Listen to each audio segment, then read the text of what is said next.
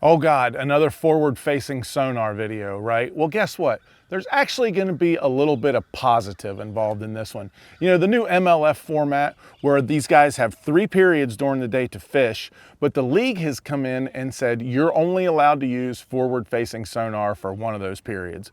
So when that first came out, I honestly kind of thought, that's kind of dumb. You know, like, and then bass, they went to, you can only have so many inches of screen, but you can still use it all the time. And you know, there was a lot of different stuff. MPFL just said you can't use it at all, which that was fine too.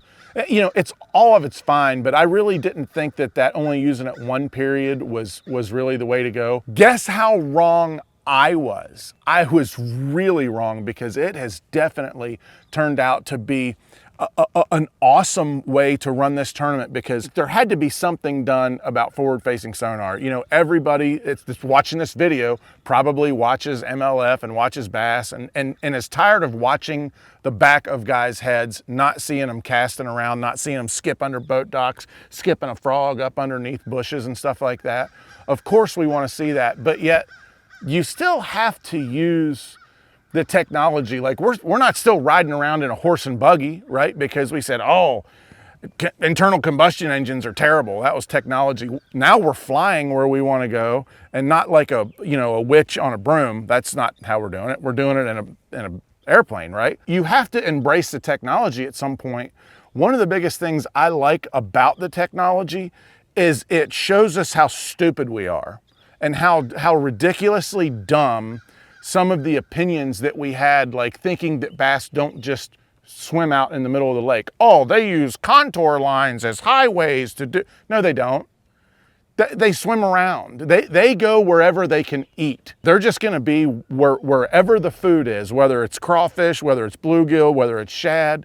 And if they want to swim straight across a cove, they're going to swim straight across a cove. They're not going to follow the 9-foot contour line all the way back around and back out. So I love that part of it, because I love stirring up a little every once in a while. It's just the way it is. The format that MLF did with this hybrid deal, like I said, I didn't like it at first, but I really like it now. And the main thing is strategy. You have to think, okay, I can go catch these fish that I can only catch with forward-facing sonar, but I'm only going to be able to do that for one period. And it's one of those deals where, man, do I want to do? Are they going to bite early? Do I want to do that first? Or do I need to go take advantage of this early morning topwater bite over this grass bed and then use the forward-facing sonar to chase these pelagic fish that are just running around out in the middle of the lake? Do I want to do that later in the day when that topwater bite might not be so good? And there's just so much strategy involved in that. I mean, you have to hit it right on the head. There's no room to go, oh, you know, I should have did this. And the other cool thing is, you can't take your decision back. So when that angler goes out there and he says, okay, I'm going to use forward-facing sonar in period 1, and the periods are 2.5 hours long, you get through an hour of your forward-facing sonar period and you go, oh man, this isn't working.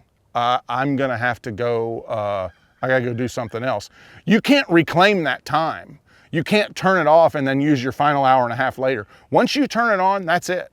You have to leave it on. So it makes you have to commit to really what you're doing. On the tour, on the Bass Pro Tour, there hasn't been these completely forward-facing sonar dominated, events. Like if you look at Lake Conroe at the beginning, Justin Cooper won that. Yes, they used a lot of forward-facing sonar, but Coop caught a lot of his fish on a vibrating jig and a lipless crankbait when he wasn't using his forward-facing sonar. And a lot of the guys at that event used the forward-facing sonar in period 1, but then they supplemented a lot of fish in period 2 and period 3 on traditional methods. But there's been a lot of those. Dustin Connell on Lake Gunnersville runs all the way up and wins his 3rd red crest, 3rd time he's won $300,000. He wins it at the back of the Nickajack Dam. If it would have been an all forward-facing sonar tournament, you never would have seen that. I do have a little bit of an opinion on why that you don't hear so much about the back of the Nickajack Dam until now anyway. Now it's common knowledge. But the guys in all the tournaments that are on Lake Guntersville, those guys are not allowed to run, well, they're not allowed to bring smallmouth from Tennessee into Alabama and weigh them in the tournament.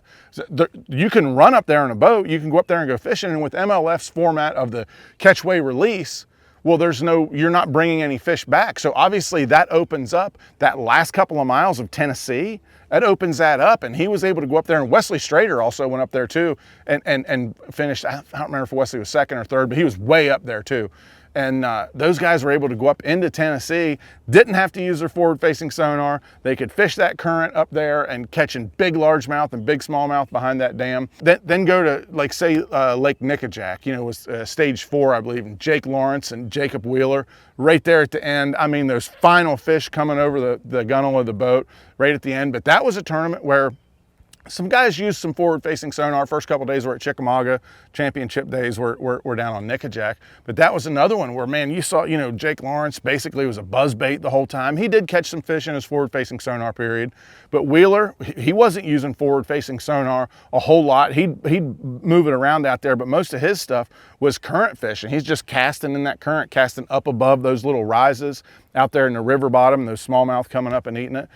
You know, I mean, and then go to where we just were not too long ago, up there at Smith Mountain Lake. I mean, I really thought deep, clear reservoir. You know, it's going to be rocky, and it's going to be, you know, I know there is some standing timber in it, but it was one of those things that I thought, man, this is going to be all about the forward-facing sonar period. It wasn't.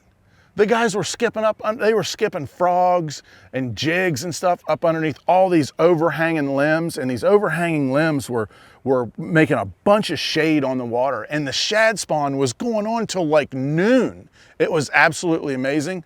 But those guys were skipping under there, and some of the bites, not only that you saw from those guys skipping the frog, but some of the bites that we heard over the camera. I was sitting in the studio, and you know, they'd skip up under there. Cole Floyd would skip up under there, and he'd twitch that frog about twice, and you'd just hear, I mean, and he'd set the hook. That was so awesome.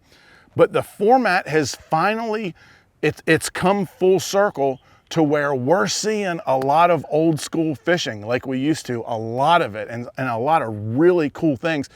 But yet still, we're dabbling into the new technology, because you can't take that technology and just squash it down, because it is amazing. It is teaching us so much more about bass than we ever could have dreamt. And dreamt, I just made that word up too, by the way, dreamt, write that one down. But it has taught us so much, and I think it's actually I know it's actually helping us understand bass even when we're not using the technology, even when we're not using forward-facing sonar. When I have my Lowrance Active Target 2 turned off, the things I've learned by having it on are helping me even when it's off. So I really like the MLF format. I really like the technology. I really like the things that it's teaching us.